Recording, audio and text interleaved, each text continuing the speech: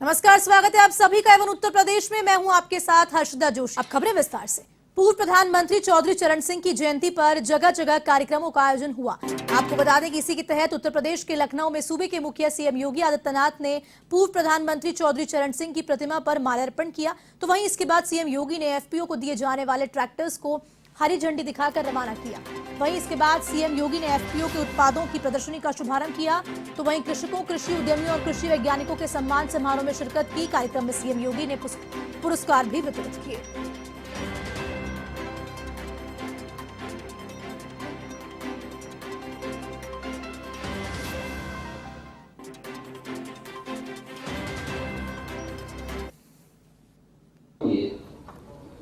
सरकार में आने के साथ ही मार्च 2017 में सबसे पहले 86 लाख किसानों का 36,000 करोड़ रुपए के कर्ज माफी के कार्यक्रम को सबसे पहले हम लोगों ने अपने हाथों में लिया। विगत 5.5 वर्ष के अंदर जो कार्यक्रम प्रदेश के अंदर हुए, लगभग 22 लाख हेक्टेयर भूमि को अतिरिक्त सिंचाई की सुविधा उपलब्ध करवाई। और आजाद भारत में पहली बार हुआ जब किसान देश की राजनीतिक एजेंडे का हिस्सा बना और ईमानदारी से योजनाएं उस तक पहुंची। प्रधानमंत्री किसान सम्मान निधि हो या लागत का 1.5 गुना एमएसपी लागू करने का कार्य हो, ये सभी प्रभावी ढंग से लागू हो रहे हैं। खेत में तकनीक का भी उपयोग हो सकता है। यह हम लोगों ने विगत 8 वर्ष के अंदर देश के अंदर होते हुए देखा है। और इसीलिए अगर प्रधानमंत्री किसान सम्मान निधि की बात करता हूं, उत्तर प्रदेश के अंदर 2 करोड़ 60 लाख किसानों को अब तक 51,000 करोड़ रुपए की राशि उनके बैंक अकाउंट में भेजी जा चुकी है। वाराणसी के ज्ञानवापी विवाद से जुड़े श्रृंगार गौरी केस मामले में शुक्रवार को इलाहाबाद हाईकोर्ट में सुनवाई हुई। इलाहाबाद हाईकोर्ट में जस्टिस जेजे मुनीर की सिंगल बेंच में हुई सुनवाई के बाद अब फैसला सुरक्षित रख लिया गया है। मस्जिद कमेटी की याचिका पर सुनवाई पूरी हुई है, जिसका फैसला सुरक्षित है। गौरतलब है कि श्रृंगार गौरी केस में राखी सिंह सहित 5 महिलाओं की ओर से वाराणसी की अदालत में दाखिल किए गए मुकदमे ने अपनी आपत्ति खारिज होने के खिलाफ मस्जिद की इंतजामिया कमेटी ने हाईकोर्ट में याचिका दाखिल की थी, जिस पर शुक्रवार को सुनवाई पूरी हो चुकी।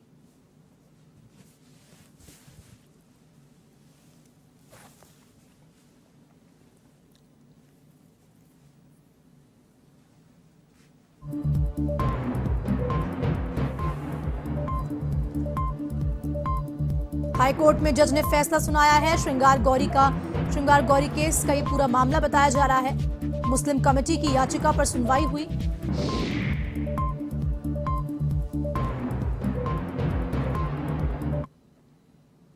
यूपी निकाय चुनाव अधिसूचना मामले में एक बार फिर कोर्ट में सुनवाई टल गई। अब शनिवार को फिर से इस मामले में सुनवाई होगी। तब तक अधिसूचना जारी करने पर रोक जारी रहेगी। बताया जा रहा है कि समय के अभाव के चलते शुक्रवार को सुनवाई टली। निकाय चुनाव में आरक्षण से जुड़े मामले में यह सुनवाई हो रही है और 24 दिसंबर को होने वाली सुनवाई तक इसकी अधिसूचना जारी करने पर रोक है। गौरतलब है कि इलाहाबाद हाईकोर्ट की लखनऊ बेंच में शुक्रवार को सुनवाई टलने के बाद शनिवार को छुट्टी के दिन भी सुनवाई होगी। आपको बताते चलें कि यूपी निकाय चुनाव में ओबीसी आरक्षण लागू किए जाने के मामले में 51 याचिकाओं पर सुनवाई हो रही है, जिसमें कोर्ट से 7वीं बार तारीख मिली है।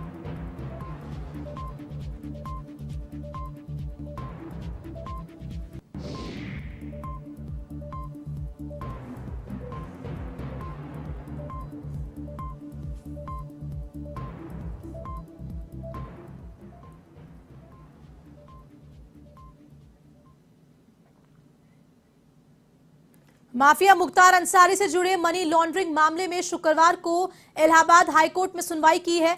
इस मामले में ईडी ने माफिया मुख्तार अंसारी को कोर्ट में पेश किया और रिमांड अवधि बढ़ाने की अपील की।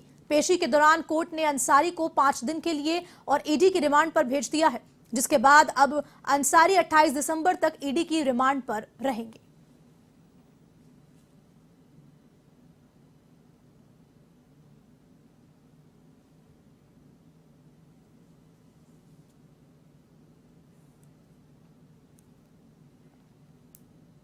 वाराणसी में कैंट रेलवे स्टेशन के पास का इलाका देह व्यापार के अवैध अड्डे के लिए जाना जाता है। शुक्रवार को एसीपी चेतगन शिवा सिंह ने फोर्स के साथ कैंट स्टेशन क्षेत्र में छापा मारा। इस दौरान 15 लोग ऐसे मिले जो महिलाओं से देह व्यापार को लेकर डीलिंग कर रहे थे। पुलिस की कार्रवाई के दौरान महिलाएं फरार हो गई, जबकि पकड़े गए 15 लोगों को पुलिस उठाकर सिगरा थाने ले गई। पुलिस अभी सभी के खिलाफ मुकदमा दर्ज कर उनका चालान करने की कार्रवाई शुरू की है। पुलिस एसीपी ने बताया कि इसको लेकर शिकायत मिली थी, इसके आधार पर कार्रवाई की गई है। साथ ही होटल संचालकों पर भी जल्द ही कार्रवाई की जाएगी। कैंट रेलवे स्टेशन और उसके आसपास के इलाके में किसी भी प्रकार की अवैध गतिविधि संचालित नहीं होने दी।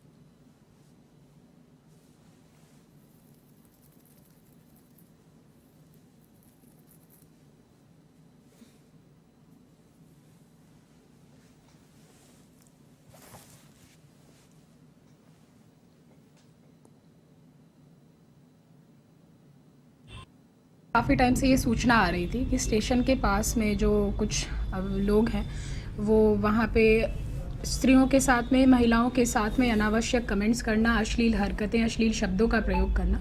तो उसी से रिलेटेड हमने एक अभियान चलाते हुए वहाँ पर पूछताछ करी, वहाँ पर चेकिंग करी, तो ये 15 लोग उसी में पकड़े गए हैं। तो किस तरह के लोग हैं ये? किस तरह के लोग हैं ये लोग जो पकड़े गए? ये सभी वर्गों के लोग हैं। कुछ अच्छे परिवारों से भी हैं, कुछ कार से थे, कुछ बाइक से थे, और इनसे बात करके इनकी हरकतें देख के लगा कि ये लोग अभ्यस्त हैं, ये काम ये पहले से भी करते आ रहे। यूपी के मेरठ में एसटीएफ की टीम ने भूतनाथ चौराहे के पास एक मकान पर छापेमारी की और फर्जी कॉल सेंटर का खुलासा कर दिया। मौके से एसटीएफ की टीम ने 2 आरोपियों को गिरफ्तार किया है। आरोपी रंजन कुमार मुजफ्फरनगर बिहार का रहने वाला है, दूसरा आरोपी नारायण मेरठ का रहने वाला है। इस दौरान 2 डेस्कटॉप, 1 लैपटॉप सहित मोबाइल और सिम भी बरामद की गई है। इसी के साथ ही पकड़ी गई 6 लड़कियों को नोटिस भी दिया गया है। गिरफ्तार आरोपी इंडिगो एयरलाइंस और एयरपोर्ट अथॉरिटी में नौकरी लगवाने के नाम पर लोगों से ठगी कर रहे थे।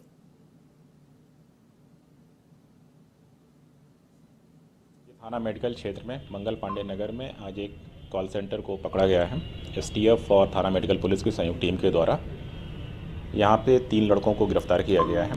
इनके द्वारा लोगों को फ़ोन करके जॉब ऑफ़र किया जाता था और उसके बाद प्रोसेसिंग के नाम पे इनसे पैसे अकाउंट में ट्रांसफ़र कराए जाते थे।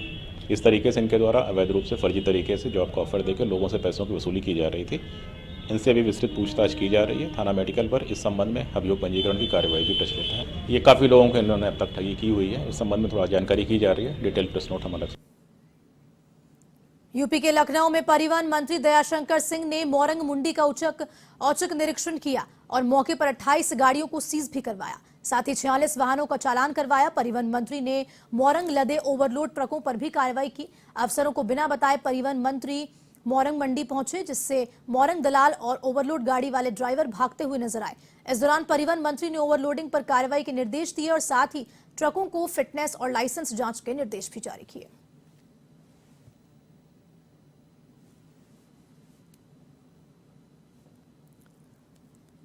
तरह से परिवहन मंत्री दयाशंकर सिंह एक बार फिर अलर्ट मोड पर नजर आए।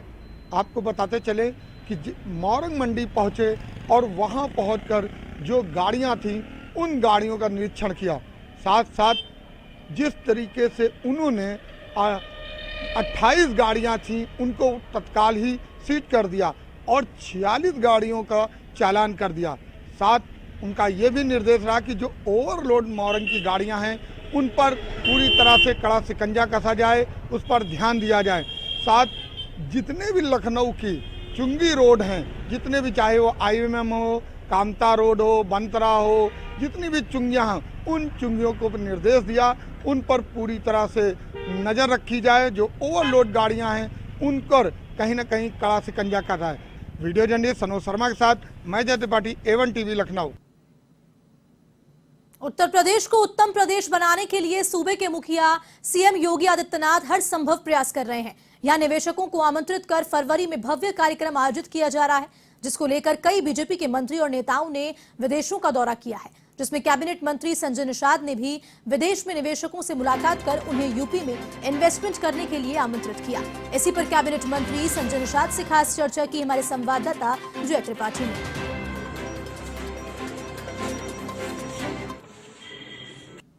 जिस तरह से 11 और 12 फरवरी को कहीं न कहीं इन्वेस्टरों को लेकर एक कार्यक्रम किया जा रहा था, इसी कड़ी में कहीं न कहीं मुख्यमंत्री योगी आदित्यनाथ के आदेश के साथ साथ उन्होंने जाकर वहां पर निरीक्षण किया और वहां पर जाकर निवेशकों से मिले और जिस तरीके से इन्वेस्टमेंट होना चाहिए उस पर बात किया। इन्हीं सब बातों को लेकर हमारे साथ कैबिनेट मंत्री संजय निषाद जी हैं। आइए उनसे जानते हैं कि आखिर विदेशों में जाकर किस तरीके से निवेशकों से बात की और लगभग किस तरीके का माहौल रहा और कितने लगभग निवेशकों से बात करने के बाद क्या नतीजा निकल के आया। मैं तो बधाई दूंगा शीर्ष नेतृत्व को कि उन्होंने देश और प्रदेश को मान बढ़ाया और एक ऐसा माहौल खड़ा किया कि दुनिया के लोग अब भारत की तरफ इस सोने की चिड़िया पहले थी फिर बनने के रस में हम लोग हैं। क्योंकि बिना माहौल के कोई पैसा नहीं खर्च करता, बिना निवेश के किसी को न रोजगार मिलेगा न समृद्धि आएगी। ये दुनिया का ध्रुव सत्य है और इस पे जो पूरे देश दुनिया में हम लोग गए उससे एक पहचान मिली कि लोग इंतजार करें, क्योंकि बहुत ढेर सारे ऐसे भारतीय इन्वेस्टर हैं जो यहाँ के माहौल ख़राब होने की वजह से अपना खुद का पैसा दूसरे देशों में इन्वेस्ट किया और वहाँ की समृद्धि का आई।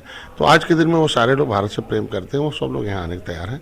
उनके साथ और ढेर सारे इन्वेस्टर हैं जो फिशरीज के सेक्टर के हैं, डेयरी है, एग्रीकल्चर है, माइनिंग है, हमारे IT सेक्टर है, हमारे इंडस्ट्री के क्षेत्र में लोग हैं और जैसे एथनॉल है, शुगर क्षेत्र में तमाम ढेर सारे इंडस्ट्री वालों से बात हुई और उन लोगों ने सहमति दी। और जो हमारा easy going business system, one window system है, जो हमने बिजनेस पॉलिसी जो बनाई है उसको उन्होंने सराहा और निश्चित रूप से वो लोग आएंगे। जो हमारा ग्लोबल इन्वेस्टर समिट है उसमें हम लोग सफल हो जाएंगे। चूँकि उत्तर प्रदेश में कनेक्टिविटी हमारे पास रोड हैं, सबसे ज़्यादा हाईवेज हैं, आज हमारे पास सबसे ज़्यादा इंटरनेशनल हमारे एयरपोर्ट हैं, फिर और एयरपोर्ट हमारे डेवलप करें। तो ये सारे किसी भी व्यवसाय के लिए, किसी निवेश के लिए सब जो भी आवश्यक चीज़ें होती हैं उसको हम लोगों ने पूरा किया है। उसकी वजह से हम जो 1 ट्रिलियन जो इकोनॉमी का हमारा लक्ष्य वो पूरा होगा। तो ये थे हमारे साथ कैबिनेट मंत्री संजय निषाद जी, जिन्होंने जिस तरीके से बताया कि वो जिस तरह विदेशों पे पहुंचकर और लोगों निवेशकों से बात की और इन्वेस्टमेंट को लेकर बात किया जाए तो उनका साफ कहना है जिस तरीके का जो उत्तर प्रदेश का टारगेट वो कहीं ना कहीं पूरा होता हुआ अवश्य नजर आएगा और उत्तर प्रदेश कहीं ना कहीं पूरी तरह से उत्तम प्रदेश बनता हुआ नजर आएगा। वीडियो जर्नलिस्ट सनोज शर्मा के साथ मैं जय Tripathi, A1 TV Lucknow. Corona संक्रमण से बचाव को लेकर उत्तर प्रदेश पुलिस की तरफ से दिशा निर्देश जारी कर दिए गए हैं। ऐसे में सभी पुलिस कर्मियों को मास्क पहनना अनिवार्य किया गया है। साथ ही सैनिटाइजर का उपयोग भी अनिवार्य रूप से करने के लिए निर्देशित किया गया है। तो वहीं सोशल डिस्टेंसिंग का पालन करने का भी निर्देश दिया गया है। ADG ALO की तरफ से प्रदेश भर के पुलिस अफसरों के लिए ये निर्देश जारी किए हैं। इन निर्देशों में ये कहा गया है कि पुलिस कर्मियों को 100% टीकाकरण करना आवश्यक है। ऐसे में उन्होंने प्रथम डबल डोज और बूस्टर डोज लगाने के निर्देश भी जारी कर दिए हैं। तो वहीं कमिश्नरेट और जिलों में उपलब्ध सभी पब्लिक एड्रेस सिस्टम को चेक कराकर क्रियाशील करने के लिए निर्देशित किया गया है। आपको बता दें कि मुख्यमंत्री योगी आदित्यनाथ ने बैठक में ये निर्देश जारी किए हैं। इस बैठक में यूपी के DGP और ADG ALO शामिल हुए थे।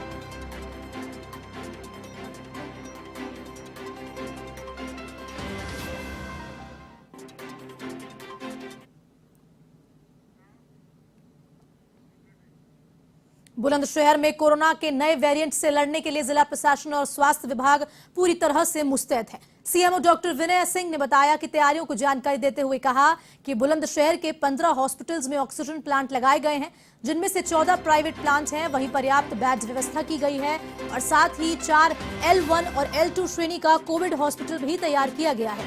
इस बीच कोरोना केस मिलने पर जीनोम टेस्टिंग के लिए सैंपल निर्धारित लैब में भेजे जाएंगे। इस दौरान CMO ने लोगों से कोरोना गाइडलाइन का पालन करने की अपील की है।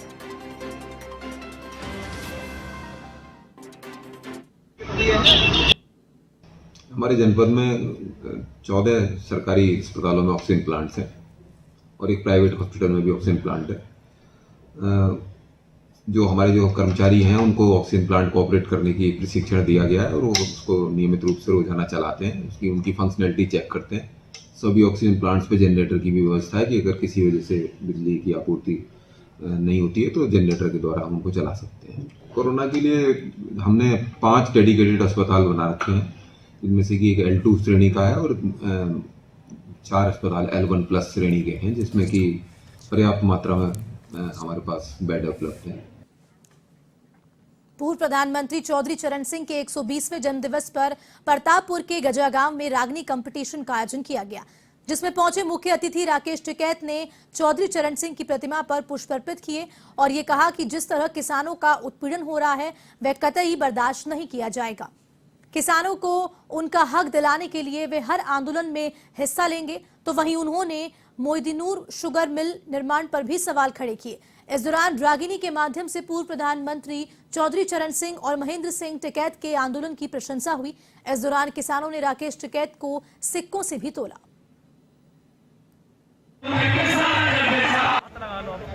भाई आपकी तरफ से जोरदार तालियां दी गड़गड़ाहट होनी चाहिए। एक बार जोरदार तालियां, क्योंकि ये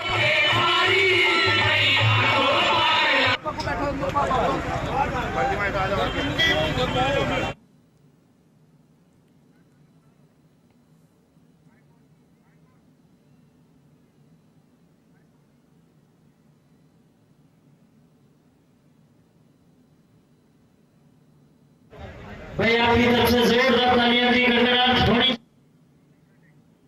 यूपी निकाय चुनाव अधिसूचना मामले में एक बार फिर कोर्ट में सुनवाई टल गई। अब शनिवार को फिर से इस मामले में सुनवाई होगी। तब तक के लिए अधिसूचना जारी करने पर रोक जारी रहेगी। बताया यह भी जा रहा है कि समय के अभाव के चलते शुक्रवार को सुनवाई टली है। निकाय चुनाव में आरक्षण से जुड़े मामले में यह सुनवाई हो रही है और 24 दिसंबर को होने वाली सुनवाई तक इसकी अधिसूचना जारी करने पर रोक है। गौरतलब है कि इलाहाबाद हाईकोर्ट की लखनऊ बेंच में शुक्रवार को सुनवाई टलने के बाद शनिवार को छुट्टी के दिन भी सुनवाई होगी। आपको बताते चलें कि यूपी निकाय चुनाव में ओबीसी आरक्षण लागू किए जाने के मामले में 51 याचिकाओं पर सुनवाई हो रही है, जिसमें कोर्ट से 7वीं बार तारीख मिली है।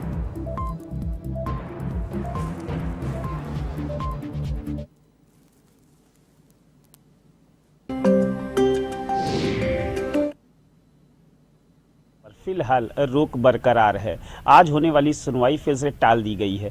फ्रेश केस के आने से पिछले 20 तारीख से अगर हम देखें 20, 21, 22 और आज 23 लगातार 4 दिन सुनवाई में बड़ा कम वक्त मिला है और इसी के दृष्टिगत आज भी जो सुनवाई वो टाल दी गई है। लेकिन फिलहाल दोनों पक्षों की तरफ से स्पेशल कोर्ट की मांग की गई है और कल से यानी 24 तारीख से शीतकालीन अवकाश का जो है वो भी हो रहा है। लेकिन कल स्पेशल बेंच बुलाई गई है और स्पेशल बेंच में कल फिर सुनवाई होगी। हालांकि ये अभी कंफर्म नहीं कहा जा सकता कि कल सुनवाई होने के बाद किसी तरीके का नतीजा आएगा। अगर कल दोनों पक्षों की दलील सुनने के बाद भी अगर जज सहमत नहीं होते हैं और कल भी अगर कोई फैसला नहीं आता है तो इसके बाद यानी जनवरी महीने में इस पर फैसला आने की उम्मीद जताई जा सकती है शीतकालीन अवकाश खत्म होने के बाद। लेकिन फिलहाल एक बड़ा सवाल ये उठता है कि शीतकालीन अवकाश के बाद अगर फैसला आता भी है तो जनवरी माह में चुनाव अगर हो जाते हैं तब तो सीधा सीधा इस चुनाव का मतलब निकलता है। लेकिन फरवरी माह को अगर हम देखें तो इन्वेस्टर समिट है, सरकार भी इन्वेस्टर समिट की तैयारियां करेगी। साथ ही साथ अगर मार्च अप्रैल की बात करें तो बोर्ड एग्जाम की तैयारियां, तो फिर चुनाव के लिए वक्त मिलना मुश्किल हो जाएगा। ऐसे में कोर्ट के लिए भी चुनौती भरा फैसला होगा कि कल वो किसी प्रकार का फैसला देती है या अपनी सुनवाई के लिए वो पक्ष जो है वो फिलहाल सुरक्षित रखती है। लखनऊ से वीडियो जर्नलिस्ट सनोज शर्मा के साथ Ambarish Singh, A1 TV news. इस बुलेटिन में फिलहाल के लिए इतना ही। देश दुनिया की तमाम खबरों के लिए आप देखते रहिए A1 TV। नमस्कार।